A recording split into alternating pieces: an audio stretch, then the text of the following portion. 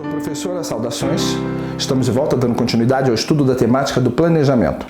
Nesse bloco vamos especificar um pouco mais, vamos falar do projeto político-pedagógico da instituição de ensino. O que vem a ser o PPP? Qual o seu papel político dentro de uma instituição de ensino? Qual é o seu papel pedagógico dentro da instituição de ensino? Quais as correlações que ele possui com a gestão administrativa e com a gestão financeira da instituição? Como ele deve ser feito? O que ele representa? Quais são suas etapas para a confecção? Quais são seus marcos? O PPP é um modismo na área de educação ou é uma exigência legal em matéria de educação? Em primeiro lugar, você tem que conceber que ele é um documento. O projeto político-pedagógico é um documento teórico, sim, há vários aspectos teóricos que o abrangem, sim, mas é um documento de orientações de ordem prática. Ele determina quais vão ser as atividades e as práticas dos profissionais da educação para que a escola possa alcançar o seu mistério, o seu objetivo, para que ela possa cumprir a sua missão. Além disso, todo o PPP pressupõe relações de interdependência e de reciprocidade entre os dois polos da instituição, isto é, os profissionais da instituição de ensino e a comunidade escolar. Se não houver uma correlação de interdependência, nenhuma das duas atividades vai conseguir, nenhum dos dois polos, por assim dizer, vai conseguir alcançar os seus objetivos. Ele é elaborado coletivamente, segundo a orientação da própria Lei de Diretrizes e Bases da Educação, mais especificamente no artigo 14, que fala da gestão democrática. O projeto pedagógico da escola, para efetivamente ser um projeto político-pedagógico, precisa da participação dos profissionais da educação e precisa da participação da comunidade local e escolar na forma de conselhos. Se ele não tiver esses elementos, ele não será necessariamente um projeto político-pedagógico. Além disso, o PPP, ele aglutina os fundamentos políticos e filosóficos em que a comunidade acredita e os quais deseja participar. O PPP também define os valores. Que valores? Valores humanitários, princípios e comportamentos que a espécie humana concebe como adequados para a convivência humana.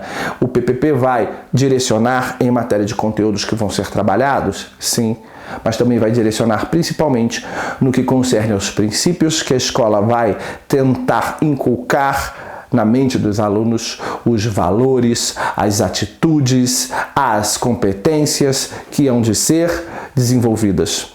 O PPP também sinaliza os indicadores de uma boa formação que qualifica as funções sociais e históricas que são de responsabilidade da escola, fazendo isso pautado na psicologia histórico-cultural de Lev Vygotsky. O PPP também busca um rumo, uma direção que vai ficar estabelecida na missão da própria instituição de ensino. Então veja que sob o PPP da escola paira uma responsabilidade muito grande. Ainda continuando, entre as atribuições, as funções de um PPP, ele é uma ação intencional com compromisso definido coletivamente. Também podemos dizer que o PPP, o projeto pedagógico ou o projeto político, seu viés pedagógico ou político, tem que estar articulado e compromissado, ter um compromisso sociopolítico com os interesses reais e coletivos da população majoritária. Isso ele é fruto da decisão da maioria dos membros daquela instituição de ensino. O PPP, ele é político? Diz Celso Vasconcelos que todo projeto político-pedagógico é político. Diz ele que todo projeto pedagógico é político, porque ou ele é conservador ou ele é transformador. E na intenção de fazer um projeto pedagógico que seja conservador ou que seja efetivamente transformador, ali há uma intenção política. Para Celso Vasconcelos, todo projeto pedagógico, para Celso Vasconcelos, todo projeto pedagógico, por natureza, é político. Porque se o projeto pedagógico foi feito com a intenção de ser conservador, não gerar transformação na sociedade, pautado numa pedagogia liberal, em um currículo acrítico, ali há uma intenção política. Se o projeto pedagógico foi feito com a intenção de ser transformador, estamos falando de uma tendência pedagógica progressista, e o fato dele ser transformador revela ali também uma intenção política. Estamos falando de um currículo crítico, de um PPP crítico. Então, revela ali uma intenção política. Então, para Celso Vasconcelos, todo o projeto pedagógico é por natureza político, quer seja uma opção política conservadora, quer seja uma opção política transformadora. Não obstante, preste muita atenção, não são todos que concordam com o pensamento de Celso Vasconcelos. Para alguns autores, nem todo o projeto pedagógico é necessariamente político. Para alguns autores, o que caracteriza o viés político de um projeto pedagógico é justamente a participação dos profissionais da educação na sua elaboração e na sua revisão. E a participação da comunidade local e escolar também na sua elaboração e na sua revisão. Se os profissionais da área de educação não participam da elaboração ou revisão do projeto político-pedagógico, assim como se a comunidade local ou escolar não participa da elaboração ou revisão do projeto pedagógico, ele nunca será político, porque é a participação desses segmentos, da comunidade local e escolar e dos profissionais da educação, que assegura o viés político do projeto, quer ele seja conservador, quer ele seja transformador. Sem a participação coletiva, o projeto pedagógico jamais será político. Então, o fato de ser conservador ou transformador, para alguns autores, é irrelevante para caracterizar o viés político do projeto. É preciso que haja participação dos segmentos envolvidos, conforme o artigo 14 da LDB. Não obstante, para Celso Vasconcelos, isso é, de certa forma, ignorado. Basta que o projeto pedagógico seja conservador ou transformador, e um ou outro ele será, que ele já vai revelar ali uma intencionalidade de natureza política. É político no sentido do comprometimento com a sociedade, diz ainda Celso Vasconcelos. É político porque a sua dimensão política se cumpre na medida da realização da sua especificidade pedagógica. Dando continuidade, é pedagógico, já sabemos que é político. Isso não há a menor dúvida com relação ao que o Celso Vasconcelos diz. E ele será pedagógico. Pedagógico, realmente, todos os autores dizem que o projeto educacional é sempre pedagógico, porque é nessa dimensão, na dimensão pedagógica, que reside a possibilidade da efetivação do papel da escola. Há uma definição no pedagógico das ações educativas, em sede de forma e conteúdo, que levem a escola a cumprir o seu objetivo. Então, por natureza, esse projeto educacional será sim e sempre de natureza pedagógica.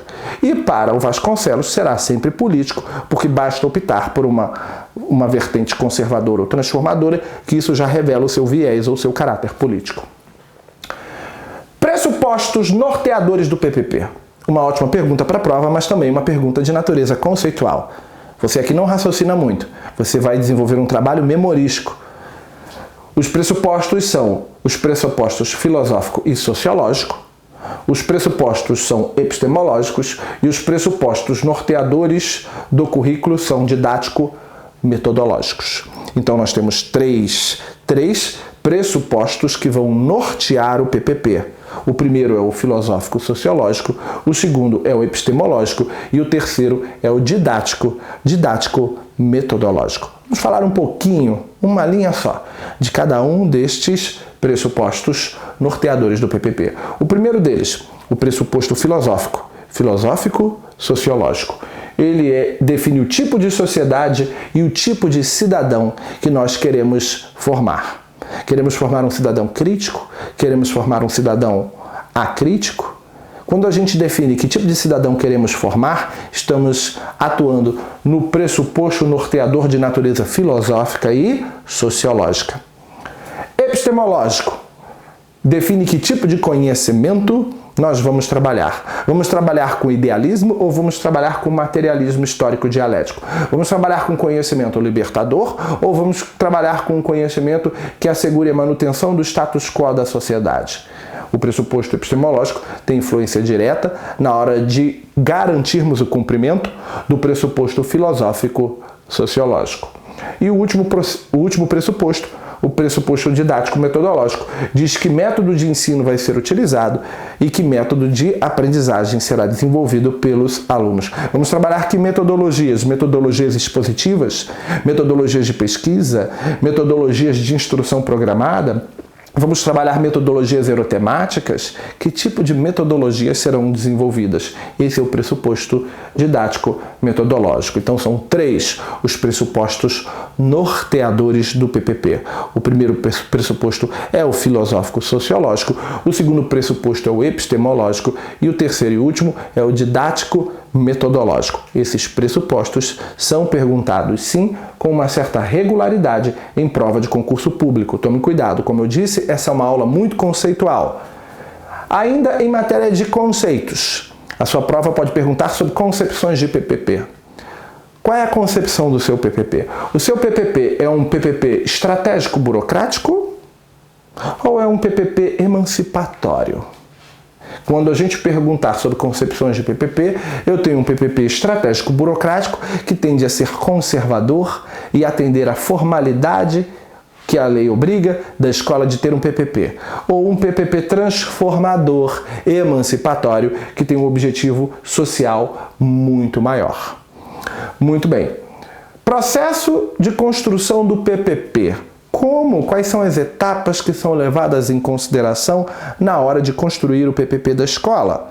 A sua banca pode perguntar sobre isso. A maioria das etapas descritas aqui são de fácil compreensão para a maioria dos professores, até porque muitos de nós já trabalhamos com isso. O processo de construção do PPP ele tem que ser dinâmico. O processo exige o esforço coletivo e exige comprometimento, não só da equipe pedagógica, como da comunidade escolar. O processo não é apenas um processo de elaboração de um documento escrito. Não, o processo é um processo de comprometimento e de envolvimento. Fazer o PPP não é apenas fazer um documento escrito. É pensar, planejar, botar no papel e executar. Deve ser legitimado na ação. No desafio da mudança e da transformação. Sim, todo projeto político pedagógico, segundo o próprio Celso Vasconcelos, é um rompimento com o presente e um compromisso com o futuro. Um futuro de transformação. Essa é a ideia. Então o projeto nunca deve ter uma natureza conservadora, e sim transformadora sempre. Ainda, sobre o processo de construção do PPP, temos a mudança na forma de organização, mudança na forma de gestão. O PPP implica em um dinamismo e implica em mudanças, inclusive, na forma de gerir o ambiente escolar. Muito bem. Características do PPP, da execução do PPP. Aquelas características eram da sua construção, da sua confecção. Agora nós temos as características na execução. Cuidado para não confundir as características da execução com as características mencionadas no anterior do processo de construção. Então não confunda as etapas da construção ou características da construção com as da própria execução. Em matéria de execução, a gente vai dizer que ele nasce da própria realidade social que circunda a instituição de ensino. Em matéria de execução, vamos dizer que ele é exequível e prevê condições para o desenvolvimento e a avaliação. Temos que fazer um PPP levando em consideração o ambiente em que a escola está inserido e suas condições materiais e humanas, não um PPP que seja inexequível. O PPP implica em uma ação coletiva e articulada. Em matéria de ação ou execução, a ação é coletiva e ela é articulada. Ele implica na construção paulatina de um processo produtivo. Produtivo de quê? O que vamos produzir? Produzir a aprendizagem dos educandos. Muito bem. Metodologia de construção do PPP. Mais uma pergunta de natureza conceitual que pode vir a ser abordada na sua prova. Então, em sede de metodologia de construção do PPP, nós temos a metodologia de natureza situacional, nós temos a conceitual e a operacional. Vou repetir. Metodologia de construção do PPP. Mais um assunto para você memorizar. Nós temos a situacional, nós temos a conceitual e a operacional. Vamos falar um pouquinho de cada uma delas. Marco situacional. Em matéria de construção do PPP, eu vou me pautar primeiro no marco situacional. É o primeiro passo. Vamos construir um PPP. Qual o seu marco situacional? O que implica o marco situacional? Ele é a parte do contexto social. Marco situacional é parte do contexto social em que a escola está inserida, no sentido de explicitar os problemas e as necessidades educacionais decorrentes do real, como é a ação docente, a avaliação, o conselho de classe ou a gestão. Ainda em sede de marco situacional, este diagnóstico, porque ele implica em fazer um diagnóstico inicial da atual situação da escola. Esse marco situacional, esse diagnóstico, evidencia os problemas, os conceitos e as contradições presentes na prática escolar e suas relações com a realidade social. O marco conceitual, que é o próximo passo. Saímos da questão do diagnóstico para sabermos onde estamos, com quem estamos lidando e o que nós temos para efetivamente trabalhar. Vamos para o marco conceitual. O marco conceitual, ele expressa uma concepção do ideal coletivo. O marco conceitual, ele visa uma opção teórico-pedagógica transformadora, fundamentada na pedagogia progressista, na busca de uma sociedade justa e democrática. Mas, acima de tudo, o marco conceitual ele deve expressar claramente as concepções de sociedade, de homem, de educação, de ensino, de aprendizagem, de avaliação, de currículo, de gestão democrática e formação continuada que pretendemos adotar naquela escola, levando em conta o que diagnosticamos no marco situacional. Então a gente faz um diagnóstico no marco situacional e no marco conceitual vamos direcionar. Estamos aqui, isso é o marco situacional. Vamos para o marco operacional, vamos para lá, ele indica o rumo, a direção a ser seguida. E o marco, ainda em matéria de marco conceitual, ele determina o caminho a ser seguido, o rumo a ser seguido. E o último marco, o marco operacional, que vai dizer como nós vamos. O marco situacional diz onde estamos, o marco situacional diz onde estamos, o marco conceitual diz para onde vamos, e o marco, o último dos marcos, o operacional, vai dizer como nós vamos. Marco operacional, apresentações comprometidas com a transformação da realidade educacional e social. Constatar as grandes linhas de ação da escola correlacionados no marco situacional e no marco conceitual. Então, em pouquíssimas palavras. O marco situacional implica um diagnóstico que diz onde estamos. O marco conceitual diz para onde queremos ir, que tipo de sociedade, que tipo de homem queremos formar, para onde queremos ir. E o marco operacional vai dizer como nós vamos. Vamos de barco, vamos de ônibus, vamos de avião? Que tipo de técnicas, que tipo de métodos, que tipo de estratégias vamos utilizar para chegar aonde nós queremos? Isto é o marco operacional. Situacional, onde estamos. Conceitual, onde queremos ir. E operacional, como iremos.